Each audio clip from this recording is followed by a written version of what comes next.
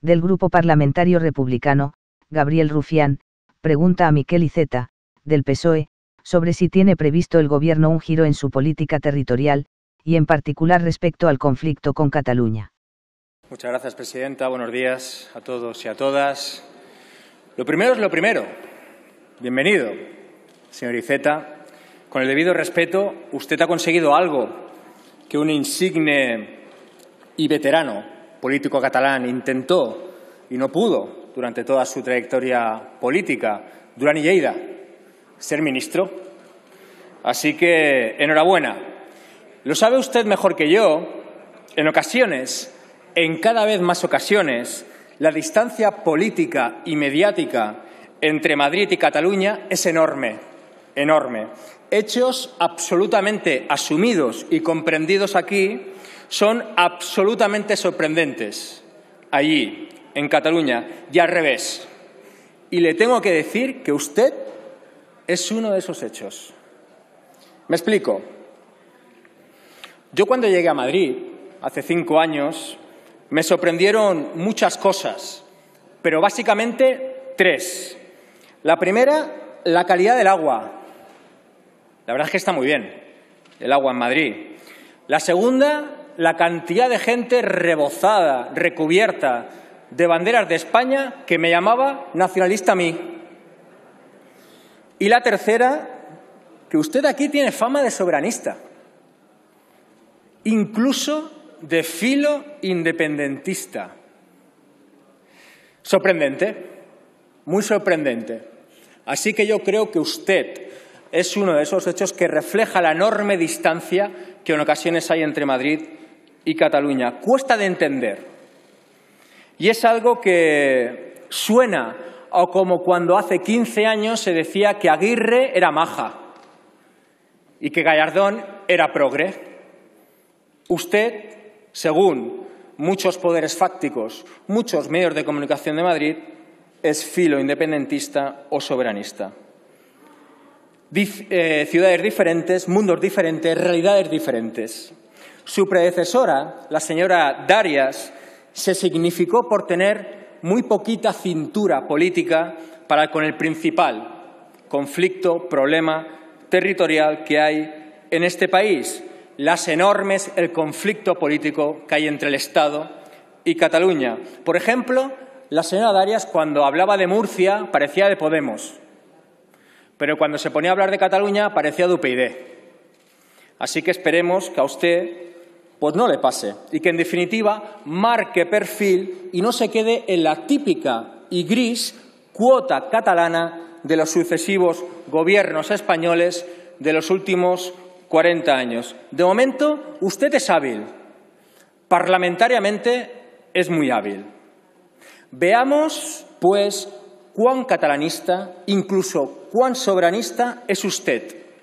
Y veamos cómo su nombramiento puede cambiar o no la política territorial del Gobierno para, repito, con el principal conflicto político que existe en el Estado. Por todo ello, le hago 5 preguntas que espero que tenga a bien responder. La primera, usted hace algo menos de 2 años dijo que jamás, nunca iría a ver a prisión, a la cárcel, a Oriol Junqueras. Dijo literalmente: no quiero que nadie crea que doy apoyo a quienes cometieron graves errores políticos. Graves errores políticos. Error político es un concepto muy amplio, señor Iceta. ¿De verdad cree usted que poner urnas para que un pueblo vote es un error político? Porque si esto es así, impedir que ese pueblo votara fue un acierto político. ¿De verdad cree que apalear a la gente en un colegio electoral es, pues, un acierto político? ¿De verdad lo cree?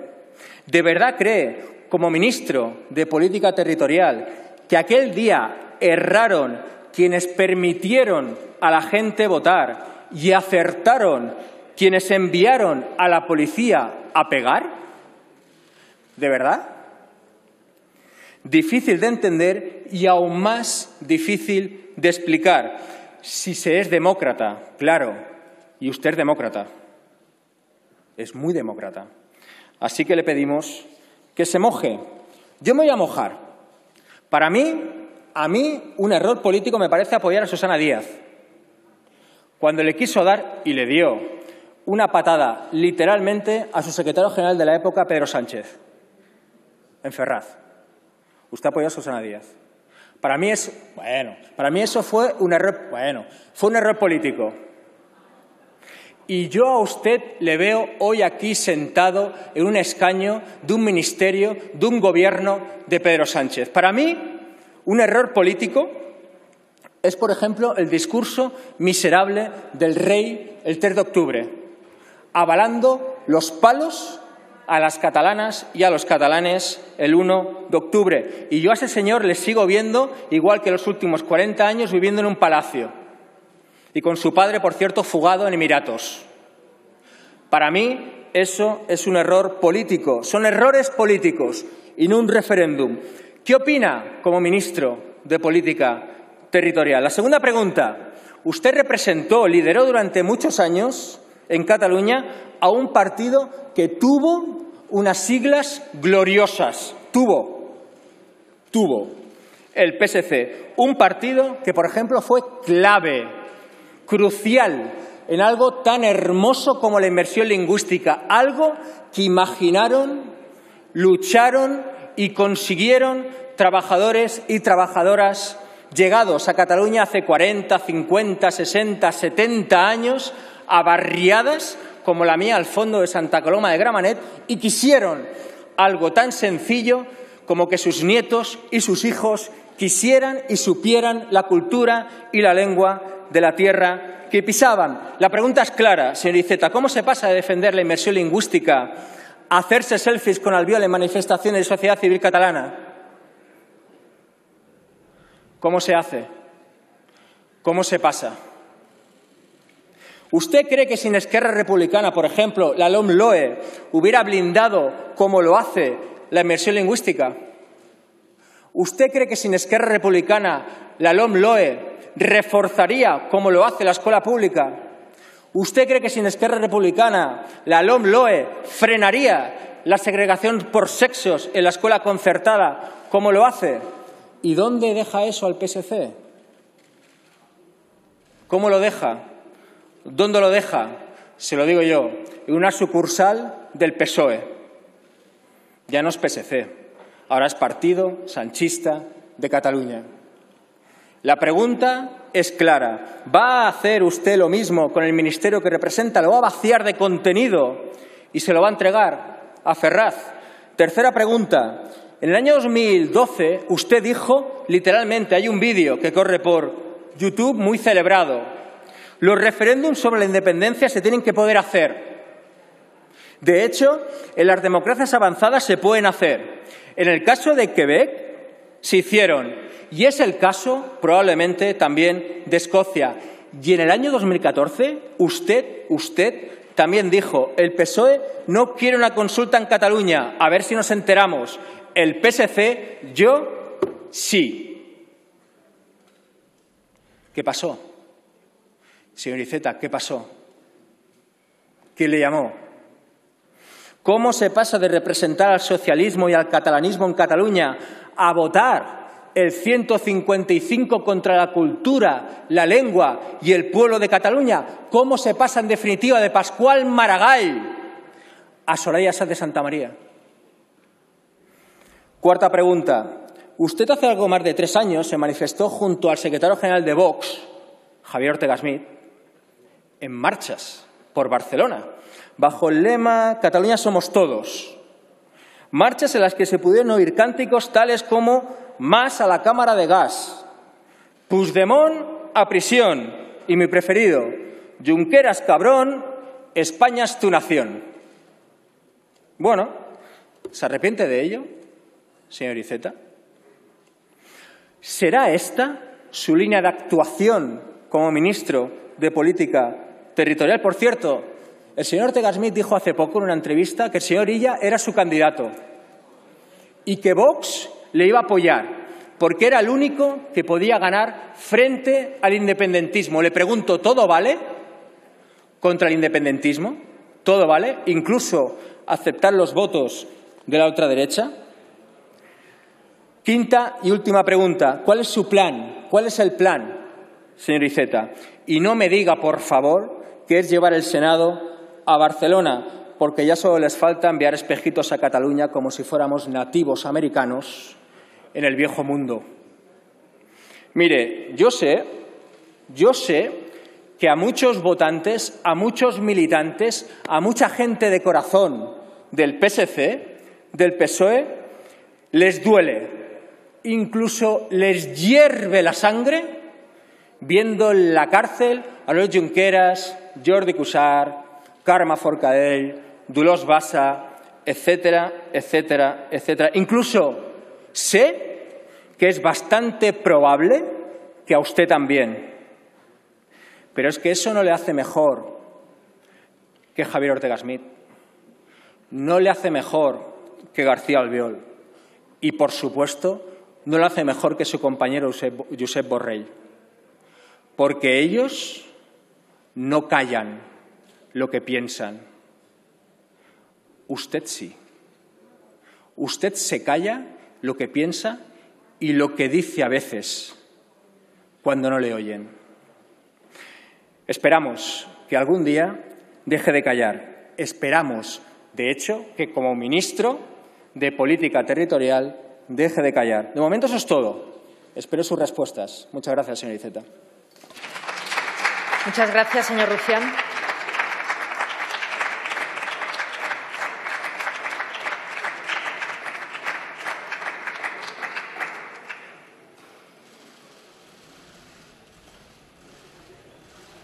Gracias.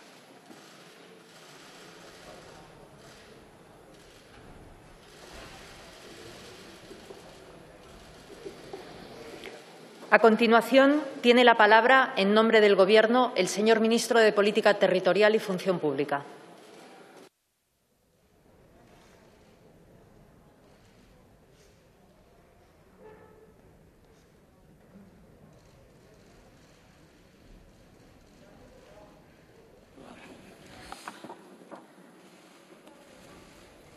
Gracias, presidenta. Entenderá por qué, señor Rufián, pero voy a empezar mi intervención pidiendo disculpas a mi gabinete y a mi compañero Pepe Zaragoza, porque me habían dicho el primer día declaración de principios y orillar.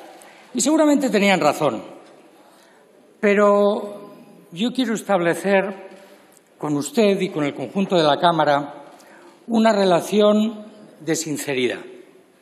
La sinceridad, desde luego, no nos va a evitar encontronazos, pero sí, espero, malos entendidos. Usted dice que en Madrid a mí me consideran filoindependentista. Espero que me ayude a desmentirlo. Desde luego el agua es magnífica y desde luego aquí hay banderas, pero no menos que en Barcelona. En esa competición a mí no me encontrará. Luego ha dicho una cosa que la verdad se lo digo desde esa sinceridad. Dice, veamos cuán catalanista es usted. Y yo, mire, entre unos que reparten carnet de constitucionalista y otros que reparten carnet de catalanista, yo soy lo que soy, vengo de donde vengo, he hecho lo que he hecho y defiendo lo que defiendo. Y desde luego no he visitado a los presos independentistas. Grave error político. Sí, mire, saltarse la ley probablemente es el peor error político que uno pueda cometer. No digo que detrás de esa decisión no puedan existir valores, causas que se consideren legítimas, pero permítame que yo defienda aquí y siempre el estricto cumplimiento de la ley, el respeto a la separación de poderes, el acatamiento de las sentencias y resoluciones judiciales. Sobre el 1 de octubre, y como no controlo mucho todavía los tiempos y sé que la presidenta es inflexible y hace bien, le remito a la declaración que formulé como primer secretario del PSC ese día, en la que pedí, entre otras cosas, la retirada de las fuerzas del orden. Por lo tanto, ahí estamos. El PSC tuvo unas siglas gloriosas. Bueno, yo creo que las sigue teniendo, pero en fin, acepto que en eso podamos discrepar. De hecho, al PSC es al partido al que más esquelas políticas se le han publicado. Muchos pensaban que no íbamos a ver nuevos años, nuevas glorias, nuevas victorias. Y nosotros estamos aquí para intentarlo desmentir.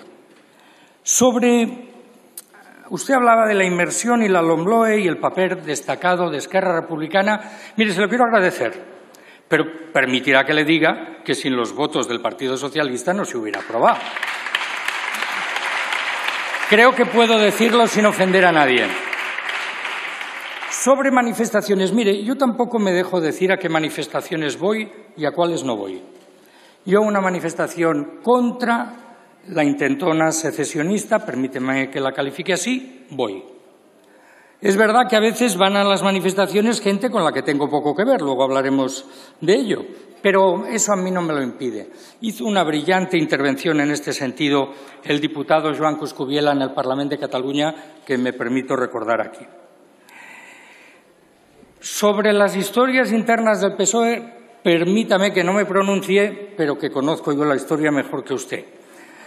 Y, por lo tanto, en fin, yo estuve con quien estuve, hice lo que hice y intenté hacer lo mejor posible de primer secretario del PSC, que es un trabajo complejo. Sobre si somos sucursales o no, mire, nosotros somos internacionalistas. A mí me gustaba mucho el nombre del Partido Socialista francés, que era Sección Francesa de la Internacional Obrera. Por lo tanto, las acusaciones de sucursalismo de nuestra relación fraternal, federal, de compartir proyecto, ilusiones y sueños para este país con el Partido Socialista Obrero Español, ahí me encontrará siempre, porque, entre otras cosas, pues yo soy de los pocos que puede decir que fue miembro de la Federación Catalana del PSOE hace ya muchos, muchos años. Sobre los referéndums, mire usted, yo como demócrata siempre digo que en democracia el diálogo, las leyes y la reforma de las leyes han de permitir resolver los problemas, siempre. Pero es verdad que el PSC en esto ha cambiado y no me cuesta decirlo. El PSC en el año 2012 aceptó el derecho a decidir pensando que eso iba a ser una solución.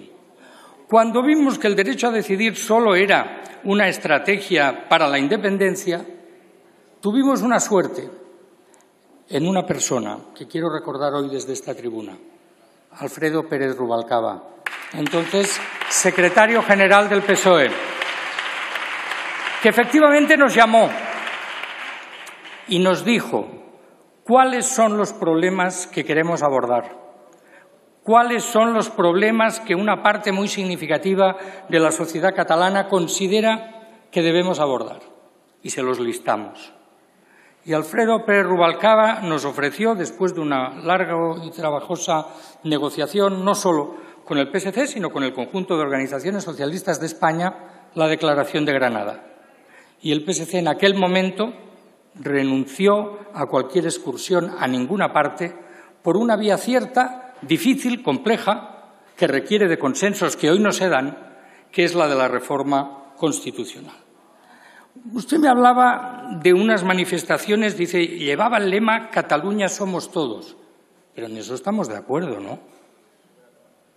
Lo digo porque, efectivamente, al escuchar algunas declaraciones, no me refiero a las suyas, que en eso usted ha sido una persona sincera y a veces valiente, y eso le ha costado algunas críticas, incluso desde sus filas, Cataluña somos todos. En Cataluña hay independentistas, sí, y también hay gente que no lo somos. Y lo que hemos de ser capaces, y en eso deberíamos estar todos, en encontrar aquellas reglas de convivencia que nos permitan convivir a unos y otros, en los que los sentimientos de identidad no nos dividan, sino que puedan unirnos en la consecución de objetivos compartidos, que tienen que ver más con la lucha contra la pandemia, por la reactivación económica, por la reconstrucción social y por la recuperación de afectos y de respeto a las instituciones. Usted me habla del apoyo de Vox. Yo lo que he leído es que Vox quiere meter a Salvador Illa en la cárcel. Es lo que he leído. Entonces, a ustedes les está interesando mucho, muy equivocadamente, darle protagonismo a Vox en esta campaña. Muy equivocadamente. La quinta pregunta es, ¿cuál es el plan? ¿Llevar el Senado a Barcelona? No, el que quería ir al Senado fui yo.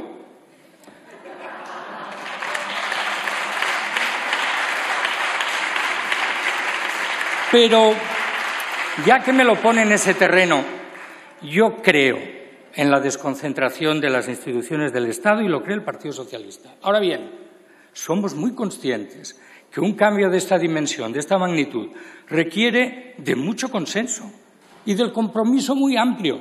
Y, por lo tanto, no vamos ni a precipitar decisiones ni a imponer decisiones sin tener un apoyo suficiente. Y usted me dice, es que usted es mejor que... Mire, yo no me siento mejor que nadie. Yo tengo muchos defectos que no listaré, pero hay uno que no tengo, que es el del supremacismo. Y en esto soy como todos, con mis virtudes, con mis defectos, con mis carencias, con mi bagaje. Y tengo la suerte, a la hora de desempeñar mi función como ministro de Política Territorial y Función Pública, que, por cierto, lo es para toda España, para todos los españoles, para todas las comunidades autónomas, para las 2 ciudades autónomas, una guía. Bueno, si me apuran, tengo 3. Una, el programa electoral socialista. Quiero decirle la verdad, yo no sabría vivir sin él. 2, el programa del Gobierno de coalición progresista. Y 3, la agenda para el reencuentro que el presidente Sánchez llevó a Barcelona a una reunión con el Gobierno de Cataluña. La traigo en papel y en un papel original que el presidente tuvo a bien dejarme y ese sí que no lo suelto. Ahí está nuestro plan, ahí está nuestra oferta, ahí está una posibilidad. Pero déjeme que le diga, se lo he dicho antes de forma más breve a la diputada Borràs, para que el diálogo sea fructífero se necesita que las 2 partes realmente lo quieran. Lo quieran. Y lo demuestren con actos y con hechos. Y yo le diré que su partido, de siglas gloriosas, con sus luces y sus sombras, como todos, pero gloriosas, ha elegido los 3 últimos presidentes de la Generalitat: Artur Mas, Carles Puigdemont y Quim Torra. Y el último que hemos tenido, cuando el Partido Socialista y el Gobierno de coalición y los compañeros y compañeras de Unidas Podemos intentamos abrir el diálogo, nos encontramos con un presidente que fijó como estrategia la de la confrontación, que incluso criticaba a su partido por todos aquellos acuerdos, incluso negociaciones sin acuerdo, que ustedes emprendían. Antes le recordaba a la diputada Borràs cuando nos dijo que la autonomía era el principal obstáculo para la independencia. ¿Cómo podemos negociar una mejora de la autonomía con quien cree que la mejora de la autonomía va en contra de su objetivo político? Señoría, yo una vez hice una broma, me dicen que no las haga, pero soy incapaz ya a mi edad, que dije, si tuviera que elegir un lema para mi escudo, pondría «Nació pa pactar». Ya saben ustedes, Arencibia, nacido para pactar. Yo no rehuyo el conflicto cuando lo hay. He de decirle, el día más triste de mi vida política fue el día en que nos vimos obligados a abandonar el hemiciclo del Parlamento de Cataluña porque se quería producir allí una votación que rompía no solo con la Constitución, sino con el Estatuto de Autonomía. Es lo más lejano a lo que a mí me gusta. A mí me gustan los parlamentos, me gustan los acuerdos, me gustan las negociaciones e intentaré seguir por ese camino para resolver los problemas que tenemos en Cataluña, pero también para resolver los problemas del conjunto de la sociedad española. Muchas gracias. Muchas gracias, señor ministro.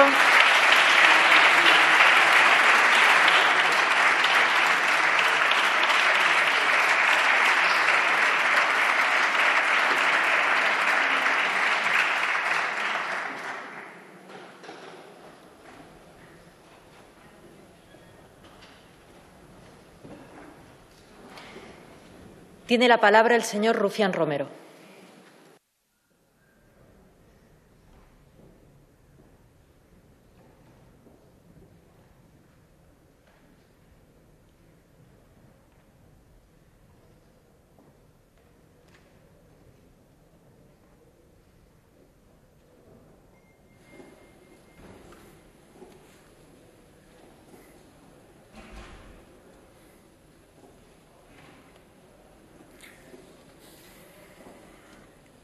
Gracias.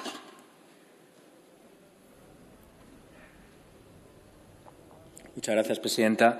Yo he cogido unas notas de lo que usted ha dicho, señora Iceta, porque creo que el parlamentarismo va de esto. A mí me sorprende mucho cuando veo a un diputado o diputada con el guión hecho en una réplica, ¿no? Es como un guionista, como un actor o una actriz. Y le agradezco porque creo que usted ha hecho lo mismo, la réplica hacia mi discurso. Por eso le decía al principio que es usted hábil parlamentariamente. De hecho, se lo digo con respeto. Yo es que iba al colegio y usted ya estaba en un atril de una institución. Así que es un placer debatir con usted. Se sigue rigiendo por el principio de legalidad, ¿no? Y yo creo que alguien tan poco sospechoso de ser un secesionista peligroso, socialcomunista, como Aitor Esteban, el señor Aitor Esteban, ayer lo volvió a repetir. Es un error. Es un error.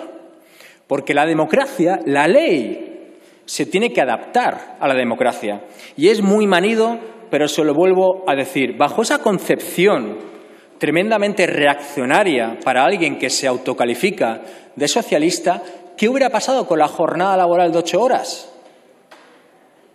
¿Qué hubiera pasado con el aborto? ¿Qué hubiera pasado con el matrimonio homosexual?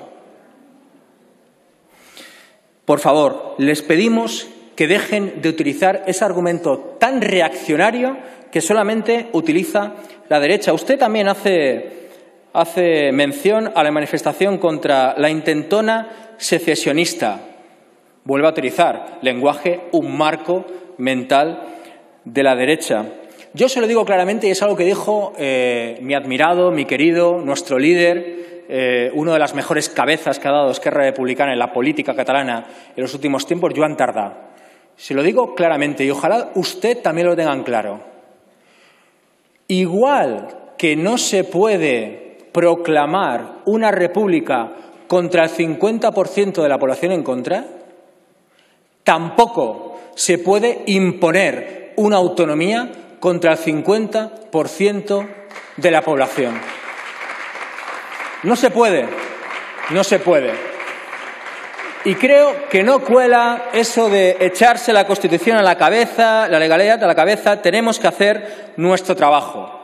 Habla de 2 segundos, de su apoyo o no apoyo a Susana Díaz. No me haga hablar, no me haga hablar. Porque yo creo que todo el mundo sabe lo que hizo aquellos días.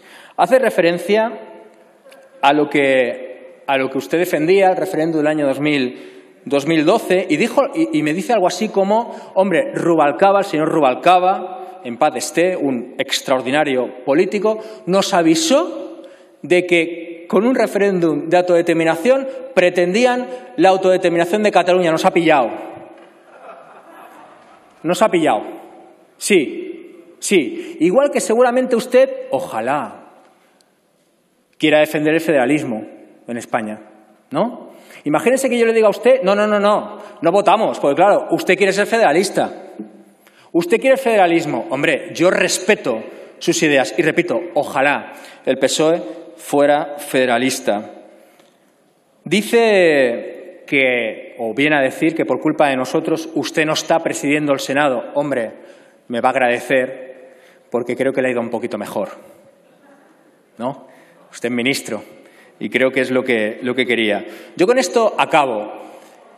Nos habla de una parte del independentismo, nos habla de que quizá ese espacio de diálogo y de negociación que creamos conjuntamente con el PSOE a servicio de ambos gobiernos, del Govern de la Generalitat y del Gobierno de España, ese espacio de diálogo y de negociación que es un consenso de toda la población catalana, entre el 70 y el 80% de la población catalana, vota quien vote, sabe que esto no se soluciona a palos ni con jueces, sino que se soluciona reconociéndonos entre nosotros y hablándonos, y le viene a echar la culpa a una parte del independentismo, a la derecha catalana independentista, y nos viene a decir, hombre, hablen con ellos porque no quieren y tal. Quizá tenga razón, usted los tiene en la Diva, en la Diputación de Barcelona, gobierna con ellos, contra nosotros, así que igual no son tan malos. Por favor, haga su trabajo. Muchas gracias.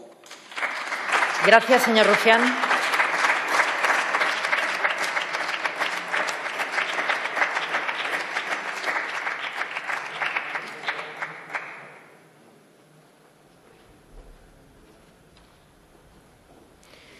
Para concluir el debate, tiene la palabra en nombre del Gobierno el señor ministro de Política Territorial y Función Pública.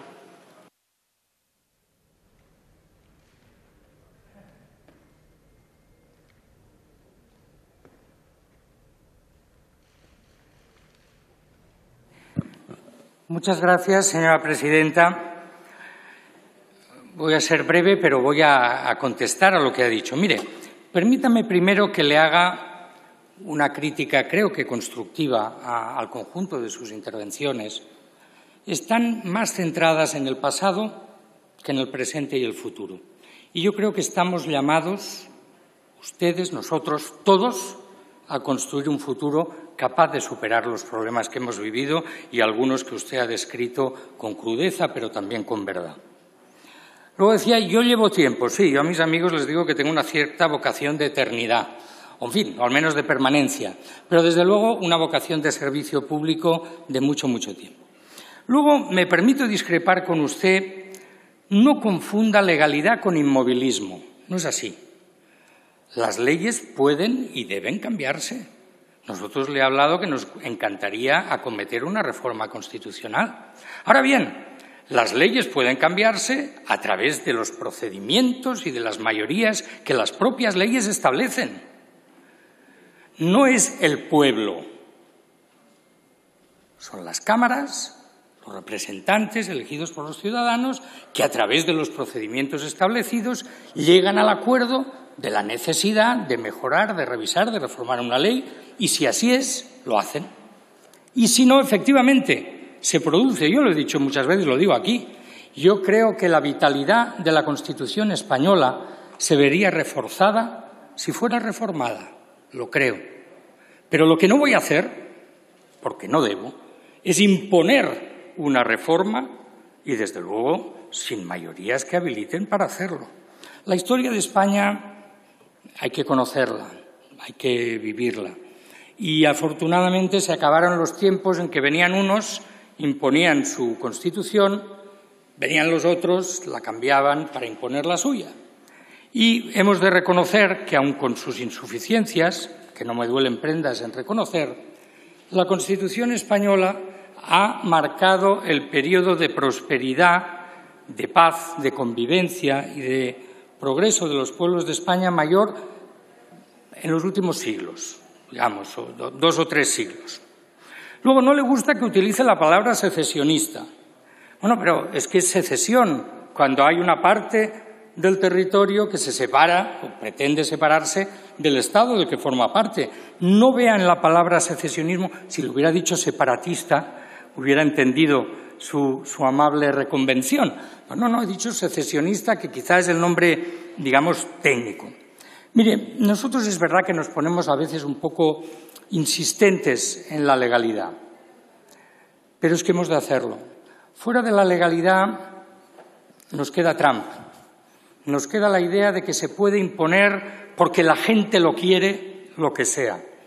Entonces es verdad que la legalidad a veces implica procedimientos, consensos. Yo siempre digo que la democracia es lenta. Hay quien dice que por eso son superiores sistemas no democráticos. Hay esa discusión en cuanto a la potencia, por ejemplo, de China. Pero yo, que efectivamente, y le agradezco, soy un demócrata, creo que la democracia implica convencimiento. Y es verdad que democracias del 50% contra el 50% no sirven. Usted me decía, me ha descubierto. Sí, nosotros decíamos derecho a decidir, pero queríamos decir autodeterminación. Si hubieran empezado por ahí, seguramente nosotros no nos hubiésemos equivocado. Pero, en fin, y acabo. Mire, yo nunca gobierno contra nadie. Mi partido no gobierna contra nadie. Ni en un ayuntamiento, ni en una diputación, ni en una comunidad autónoma, ni cuando gobierna el Estado. Nosotros gobernamos a favor de lo que entendemos que es el interés general. Y podemos equivocarnos, desde luego. Lo que pasa es que, para bien o para mal, la añorada época de las mayorías absolutas no volverá y hemos de practicar todos, quizá mucho más de lo que querríamos y mucho más de lo que sabemos, el diálogo y la concertación con otros grupos. Yo lo que quiero ofrecerle, como lo hizo el presidente del Gobierno, es la voluntad de este Gobierno y de los grupos parlamentarios que le dan su apoyo de seguir intentando, a través del diálogo, resolver cuantos más problemas mejor. Gracias, señora presidenta, señoras y señores diputados. Muchas gracias a usted, señor ministro.